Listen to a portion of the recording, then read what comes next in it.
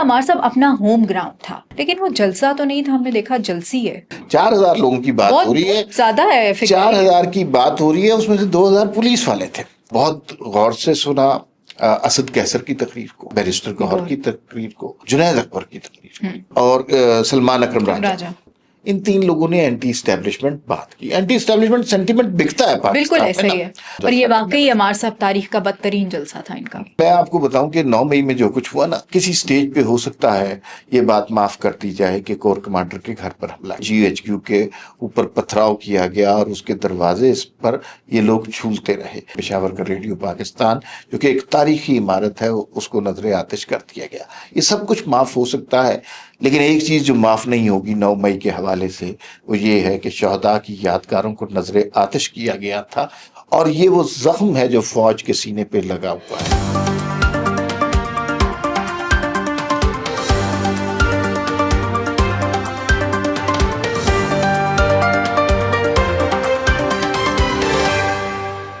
अस्सलाम वालेकुम, मैं हूं आपके साथ रिमशा आरिफ और आप देख रहे हैं प्रोग्राम वी टॉक। हमारे साथ मेरे साथ मौजूद हैं नाज़रीन। कल हमने देखा बड़ा गहमा गहमी वाला दिन था। तहरीक इंसाफ ने एक जलसा अनाउंस किया गया था। तहरीक इंसाफ की जानिब से बज़ाहिर वो जलसा तो हो गया, लेकिन वो जलसा था या जलसी थी, इस पे बात करेंगे कि किस तरह से क्या आउटकम निकला। उनका अपना होम ग्राउंड था, वो उतना क्राउड इकट्ठा नहीं कर सके। ये क्या मामला है? कुछ तकारीर भी हुई उधर, और उन तकारीर में जो बातें की गई वो बज़ाहिर नज़र तो ये आ रहा था कि वो अपने ही जो वहाँ पे अवामी नुमाइंदे थे उन्हीं के खिलाफ वो जो है वो तकरीर की गई। अली अमीन गंडापुर साहब को भी हमने सुना, उसके बाद बैरिस्टर गौहर थे, बाकी भी लोगों ने तकरीरें की। लेकिन जो लोग थे, जो अवाम थी, अवाम का जो हमने गुस्सा देखा गया ना उस जलसे के अंदर, वो भी साफ नज़र आ रहा था कि अब जो तहरीक इंसाफ का जो वो एक नाम लेते थे ना पावर शो, वो पावर शो अब बिल्कुल ख़त्म हो गया है। अब वो पावर शो या वो क्राउड जो इकट्ठा कर सकता था, वो जेल के अंदर बैठा ही बंदा इकट्ठा कर सकता है, अदरवाइज इसके आदत में इतना जोर या इतनी पावर नहीं है कि वो ये कर सके। उसके बाद जो है वो कल कश्मीर के अंदर जो है वो जॉइंट अवामी एक्शन कमेटी है, वो एक एहतजाज करने जा रही है। उस एहतजाज के पीछे क्या एजेंडा है, कौन उनको सपोर्ट कर रहा है, हुकूमत इस हवाले से कितनी प्रिपेयर है, इस हवाले से बात करेंगे। और हमने देखा कि वज़ीर आज़म शहबाज शरीफ साहब ने जनरल असम्बली में बड़ी अच्छी तकरीर की, और पूरी दुनिया में जो है वो पाकिस्तान को पजीराई मिल रही है।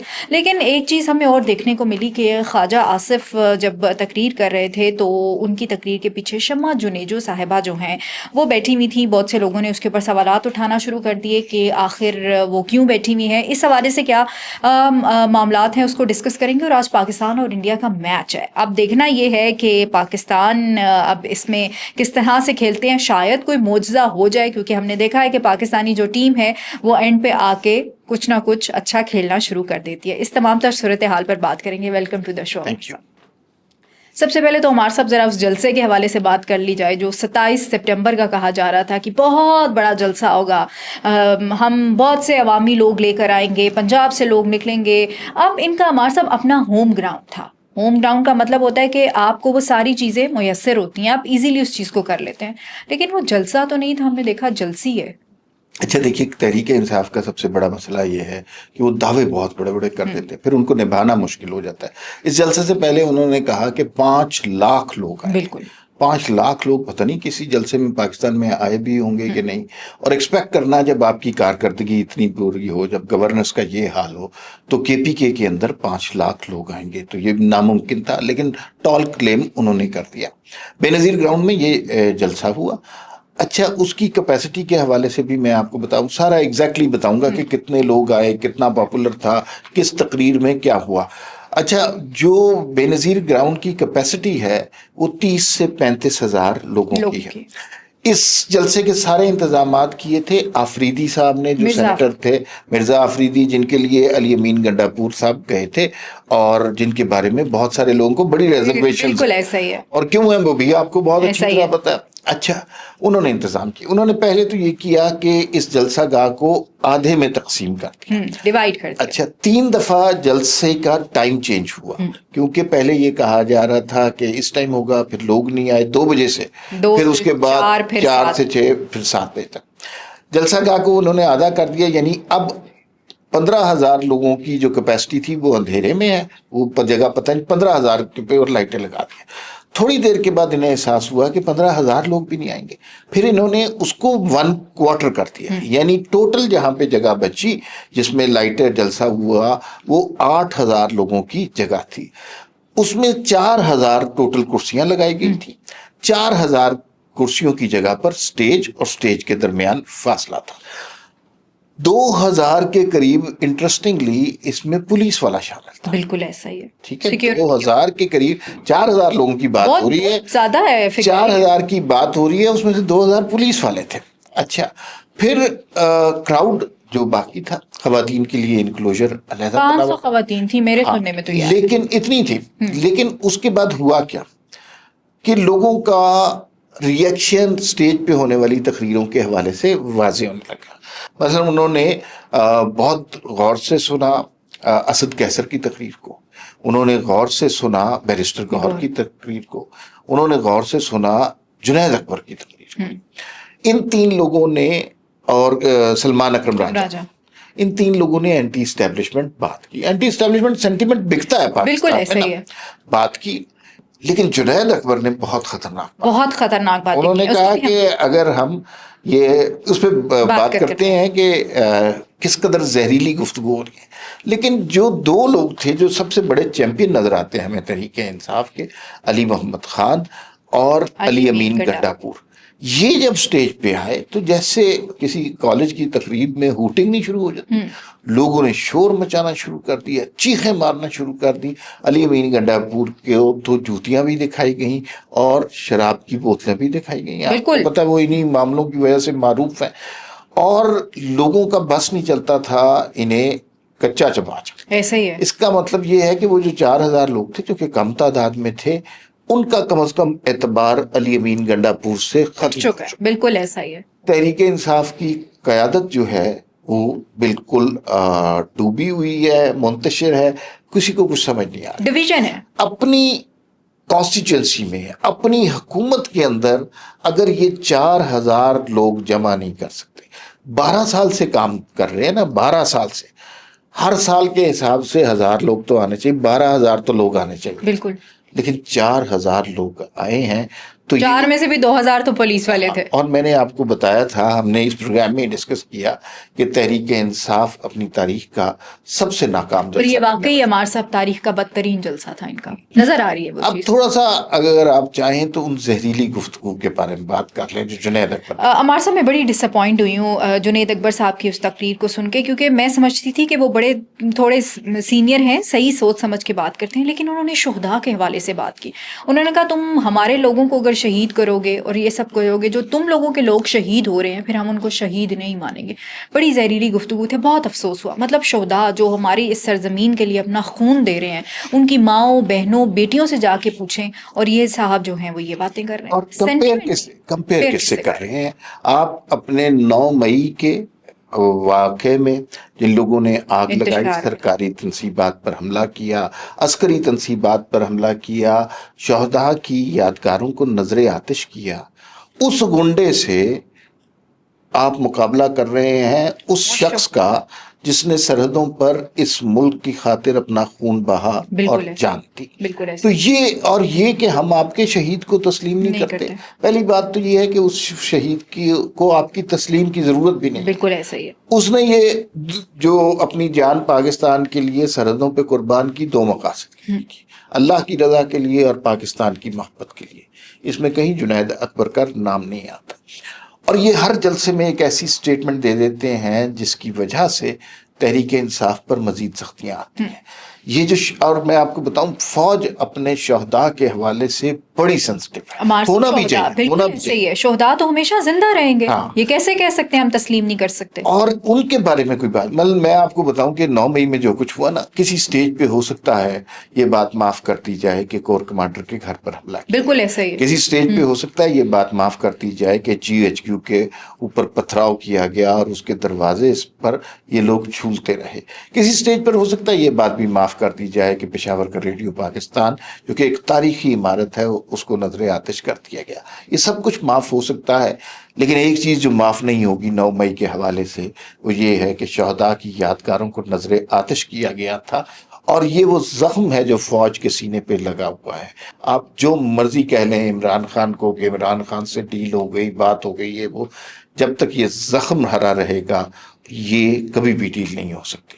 میں عمار صاحب جنید اکبر یا پی ٹی آئی کی وہ قیادت جو اسٹیبلشمنٹ کے اوپر تنقید کرتی ہے، ان شہدا اسپیشلی شہدا کے اوپر جو تنقید کرتی ہے، میں ان کو کہوں گی جا کے اپنے بچوں کو یا خود جا کے بارڈرز پہ کھڑے ہوں اور پھر میں دیکھوں گی کہ ایک رات بھی وہ کس طرح گزار سکتے ہیں. بالکل صحیح بہت بات ہے. بہت مشکل ہے یہ چیز. بالکل. لیکن ان کو یہ ایسے بیانات دینے سے گریز کرنا چاہیے، ادروائز تو ان کی بہت زیادہ پوزیشن خراب ہو جائے گی. یہ دیکھیے ایک سٹیج پر کیا ہو رہا ہے، یہاں پر ہم بنیان المرصوص بھارت سے جنگ جیت چکے ہیں، دوسری سٹیج پہ UNGA میں آپ نے دیکھا کہ پاکستان کے کتنے احترام موجود، دنیا پاکستان کو عزت کی نگاہ سے دیکھے.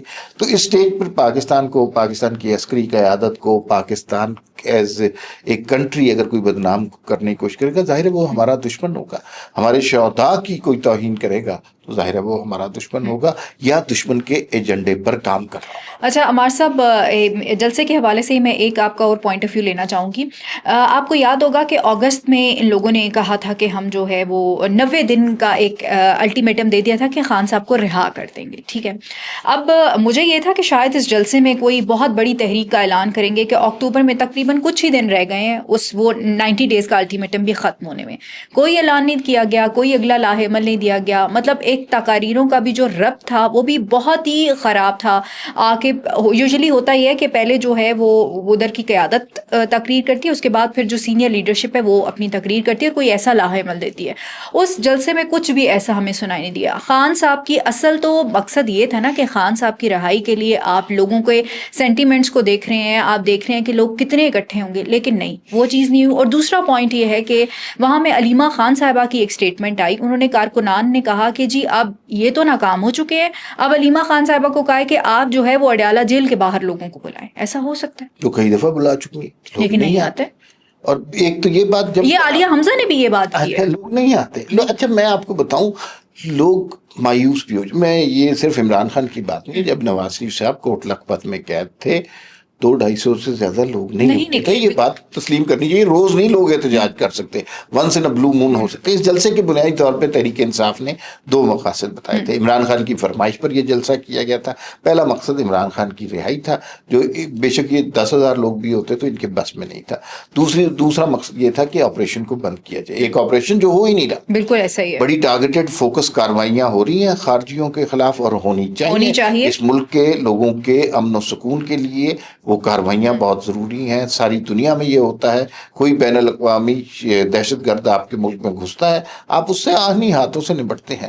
اور جیسا یہ جلسہ تھا، اگر یہ جلسوں کے بل پر خان صاحب کو رہائی کرانا چاہتے ہیں تو اس جلسے کے بل پر تو خان صاحب 100 سال تک رہا نہیں ہو سکتے. 100 سال تک بہت مشکل ہے. اب ذرا دوسری جانب جو ہے وہ کشمیر میں بھی ایک احتجاج شروع ہونے جا رہا ہے. عوامی جوائنٹ عوامی ایکشن کمیٹی ہے جو احتجاج کرنے جا رہی ہے. ہمارے سب ان کا ایجنڈا ایک ہی ہے کہ انڈیا کی طرف سے، را کی طرف سے ان کو فنڈنگ دی جا رہی ہے اور کشمیر کے اندر انتشار پھیلانے کی کوشش کی جا رہی ہے.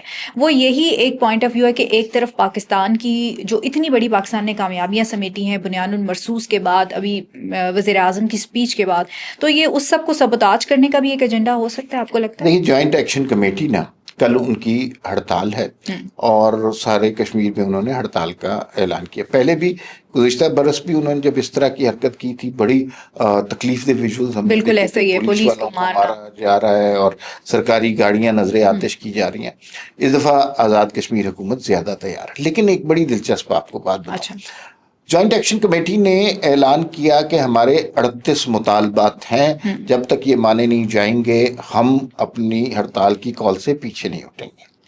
حکومت پاکستان نے اپنے 2 وزراء، ایک امیر مقام صاحب اور ایک فضل کریم، یہ کیا نام ہے ان کا، طارق فضل چودھری، ان دونوں کو وہاں بھیجا. میٹنگ ہوئی جوائنٹ ایکشن کمیٹی کے لوگوں کے ساتھ بیٹھ کر، اور اس میں سے 36 مطالبات مان لیے گئے. اگر کوئی ڈائلوگ ہوتا ہے، آپ کے 38 مطالبات ہیں، اس میں سے 36 مطالبات تسلیم ہو گئے، تو آپ اپنی کامیابی کا جشن منائیں، ہڑتال کینسل کریں گے. اب جو 2 مطالبات رہ گئے ہیں اس کے اوپر ہڑتال ہو رہی ہے جو کہ صریحاً ناانصافی. وہ دو مطالبات کیا ہیں؟ ایک تو یہ ہے کہ جو کشمیر کے مہاجرین کی نشستیں ہیں نا, اچھا, ان کو ختم کیا جائے. وہ لوگ جو قربانی دے کر پاکستان آئے ہیں, جن کی فالوئنگ لاکھوں میں ہے اور سارے پاکستان میں وہ لوگ بکھرے ہوئے ہیں, یہ ان کی نشستوں کو ختم کیا جائے. دوسرا, اشرافیہ کی مراد کو ختم کیا جائے. مراد کیا لے رہے ہیں؟ میں آپ کو بتاؤں کہ میرا خود بھی چکر لگتا رہتا ہے, اور میں وزیر اعظم آزاد کشمیر صاحب سے بھی سلام دعا ہے. تو بھائی چائے کے ساتھ 2 بسکٹ ملتے ہیں, لباس ان کا انتہائی سادہ ہے, گاڑیاں کوئی ایسی خاص ہے نہیں, کوئی کرپشن کا قصہ وہاں پر ہو نہیں سکتا. تو بس یہ پھر اس کا مطلب ہے کہ یہ بغض ہے, اور ان کی کوشش یہ ہے کہ یہ فساد کریٹ کیا جائے. دنیا میں پاکستان کی جو عزت ہو رہی ہے اس سارے عمل کو سبوتاش کیا جائے, اور پاکستان کی بے انتہا عزت ہو رہی ہے. فرق جو پچھلی دفعہ کی اور اس دفعہ میں ہے وہ یہ ہے, پچھلی دفعہ آزاد کشمیر حکومت تیار نہیں تھی. اچھا, اس دفعہ آزاد کشمیر حکومت تیار ہے, اور یہ جو شرپسند ہیں ان سے کل آہنی ہاتھوں سے نپٹا جائے گا. بہت ضروری ہے نپٹنا, کیونکہ ان کو پھر عمار صاحب اگر آپ یہ سمجھیں کہ یہ جو کمیٹی ہے یہ تو پھر ٹوٹلی انڈیا کا نیریٹو بیچ رہی ہے. ایگزیکٹلی یہی وہ چاہتے ہیں, یہی, اور ان کے پیچھے راؤ کا ایجنٹ ہے وہ شوکت صاحب جو ہیں, وہ تو انگلینڈ میں بیٹھ کے واضح طور پہ کہہ رہے ہیں کہ خود وہ وہاں بیٹھے ہوئے ہیں اور یہاں لوگوں کو انتشار پھیلا رہے ہیں. یہی تو انڈیا کی سازشیں ہیں پاکستان کے خلاف.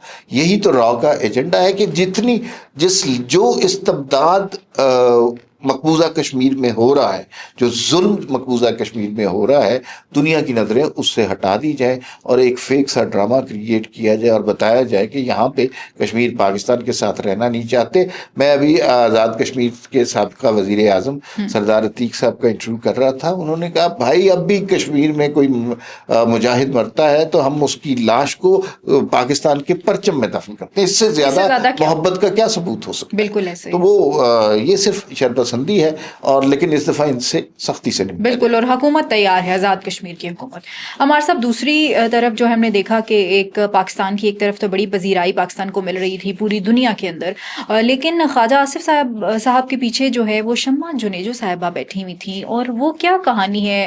میں ابھی شمع جنیجو صاحبہ کا ٹویٹ دیکھ رہی تھی, انہوں نے کہا میں تو بالکل, مجھے اس وفد میں بھیجا گیا تھا, میں نے وزیر اعظم کی جو تقاریر لکھی ہے اس میں بھی میں نے پارٹیسپیٹ کیا, اور سب کو پتا تھا کہ یہ کیا ہے. ایک طرف پاکستان کو ساری دنیا میں عزت مل رہی ہے, دوسری طرف اس ٹائم پہ, یہ ٹائمنگ بہت امپورٹنٹ ہے, اس ٹائم پہ یہ پروپیگنڈا جو سارا کیا گیا یہ کیوں کیا جا رہا ہے؟ دیکھیں, اسے حماقت بھی کہا جا سکتا ہے اور بہت بڑی بیوقوفی بھی کہا جا سکتا ہے, اس لیے کہ یہ جو شمع جنیجو صاحبہ کا جو ایشو کریٹ ہوا, اتنی واضح قسم کی اس میں غلطیاں کی گئی ہیں, آپ اپنا کوئی پراپر سٹانس لینے سے ہی قاصر ہیں.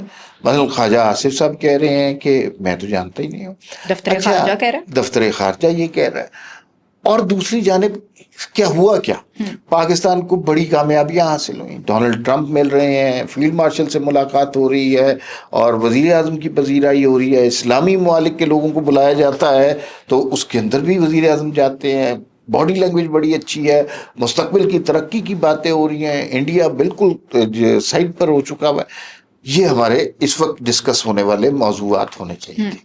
اس حکومت کی کتنی بے وقوفی اور بدقسمتی ہے کہ اس وقت ڈسکس شمع جنیجو صاحب ہے, آپ انہیں ساتھ لے کر گئے تھے, اور یہ اب ظاہر ہے میں اور آپ اگر یونائٹڈ نیشن جنرل اسمبلی میں جائیں, کیا ہم اس جگہ بیٹھ سکتے ہیں, پہنچ سکتے ہیں؟